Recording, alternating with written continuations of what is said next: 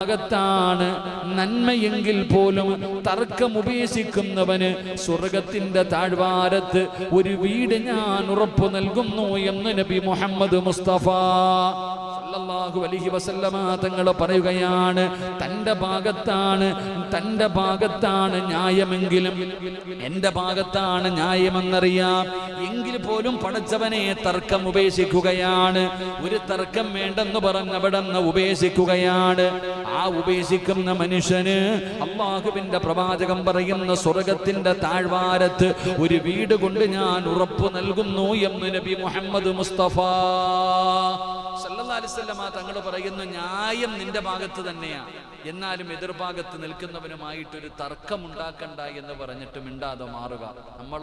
നമ്മൾ പിടിച്ച മാനിന് 5 കൊമ്പെന്ന രീതിയിൽ നമ്മൾ പറഞ്ഞത് നടക്കാൻ വേണ്ടി നാം എന്തു വേണമെങ്കിലും ചെയ്യും. നബി തങ്ങൾ പറയുന്ന സ്വർഗത്തിന്റെ